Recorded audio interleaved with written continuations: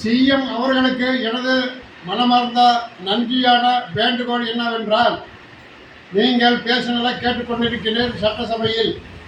ஆனால் நீங்கள் பேசுவது தேசிய கீதம் பாடணும்.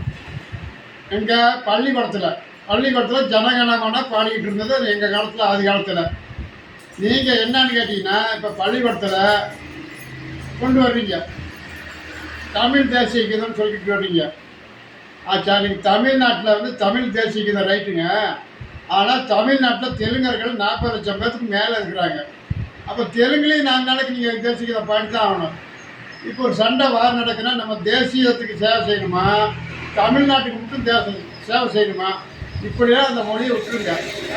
கவர்னர் வந்தால் மட்டும் தேசிய கீதம் பாடுறீங்க, வந்தே மாதம் பாட்டு சொல்கிறீங்க. தமிழ்நாட்டில் ஏன் பள்ளிக்கூடத்தில் வந்தே மாதம் ஜனகணமன ஏன் பாடக்கூடாது? அது பெரிய மிஸ்டேக்கு நீ செய்கிறது. இந்த ரெண்டு கூத்தாடி அது மாதிரி செஞ்சுருக்காங்க. எடப்பாடி ஸ்டாலினும் இப்படி தான் செஞ்சுருக்குறாங்க, செஞ்சு தான் ஆட்சி போச்சு. நீங்களும் அவங்க பேச்சை கேட்டு சப்போர்ட் பண்ணாதீங்க. இந்த ஏடிஎம்கே டிஎம்கே சப்போர்ட் நிச்சயமாக பண்ணாதீங்க. நீங்கள் பண்ணினீங்கன்னா பிஜேபி என்ன சொல்லுதோ அந்த வழியில் போங்க. ஏன்னா தேசிய கீதம் தேசிய லெவலில் இருக்குது.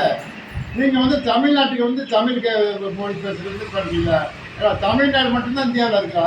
ஏன்னா நாட்டை பிரிக்கிறதுக்காக பாடுறீங்களா? இதெல்லாம் நாட்டை பிரிக்கிறதுக்காக. இப்போ கேரளாக்காரர் இருக்க, கேரளா மொழியில் 2 நாளைக்கு பாடு பள்ளிக்கூடத்தில்.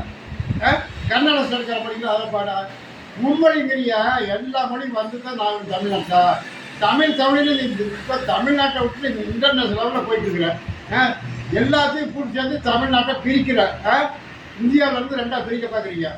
அந்த பிரிக்கிறதெல்லாம் விட்டுரு. இனிமேல் உங்களோட ஆட்சியெல்லாம் முடிஞ்சு போச்சு. 2 பேர் ஆட்சி முடிஞ்சு போச்சு. 3ஆவது விஜய் இருக்கிறீங்க. இப்போ 4ஆவது அண்ணாமலை வர்றாரு. அடுத்ததா அண்ணாமலைக்கு வந்தாருன்னா இதெல்லாம் நடக்கும். நீங்கள் அண்ணாமலை பகைச்சிக்காதீங்க, ஒத்துழைச்சி நடத்துங்க ஆட்சியை. சட்டசபையில் பாருங்க, எடப்பாடி ஜாலர் அடிக்கிறாப்புல, இப்போ விஜய்க்கு ஜாலர் அடிக்கிறாப்புல, ஸ்டாலினும் ஜாலர் அடிக்கிறாப்புல, உதயநிதியும் ஜாலர் அடிக்கிறாப்புல. ஆனால் இந்த தேசிய கீதத்தை மட்டும் பண்ண விட்டு எல்லாம் எதிர்க்கிறாங்க. எல்லாம் சட்டம் பாஸ் ஆகிடுச்சு. கவர்னர் வந்தால் மட்டும் ஏன், பல்கலைக்கழகத்துக்கு மட்டும் ஏன் தனி ரூல்ஸு? அதுக்கு பாருங்க, ஜனகணமன பாருங்க.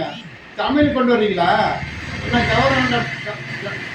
கவர்னர் ஆட்சி மாற்ற பார்க்குறீங்களா? ஜென்மத்தில் மாற்ற முடியாது. எல்லா ஸ்டேட்டையும் நடக்குது. தமிழ்நாட்டில் கவர்னர் மாற்ற நினைக்கிறீங்களா? அதெல்லாம் முடியாத தகவல். ஆர்எஸ் ரவியை விட இவர் ரொம்ப புத்திசாலி. நைஸாக அப்படி கொண்டு தேசியா பிரகடனத்தில் முடிவு எடுத்தாருன்னா தாங்காது, உடம்பே தாங்காது. இப்போ பாருங்கள், அமித்ஷா தமிழ்நாட்டுக்கு வந்திருக்கிறாரு. அவரை நல்ல முறையில் வரவேற்றீங்களா? அவர் ரொம்ப கோபமாக இருக்கார். இப்போ தமிழ்நாட்டு விஜய் கட்சி மேலே ரொம்ப கோபமாக இருக்கார். பாதுகாப்பு கொடுக்கலாம இல்லை, இன்டிமேஷன் கொடுக்கணும் இல்லை? தமிழ்நாட்டில் வரும்போது எப்போ வர்றாரு, ஏது வர்றாருன்னு ஒரு பாதுகாப்பு மண்ணாங்கட்டி கொடுக்காத அமித்ஷா கோச்சிட்டு போயிருக்கிறாரு. நீங்களாம் ஆட்சியை ஆள முடியாது இப்படிலாம் பண்ணீங்கன்னா.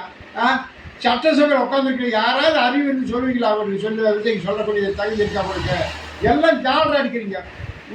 ஏடிஎம்கையும் ஜாலர் அடிக்குது, டிஎம்கையும் ஜாலர் அடிக்குது, குதிரை கட்சியும் ஜாலர் அடிக்குது, திருமாவளம் வச்சு அதை விட ஜாலர் அடிக்குது. தலை மேலே ஏறிட்டு ஜாலர் அடிக்கிறாப்புல.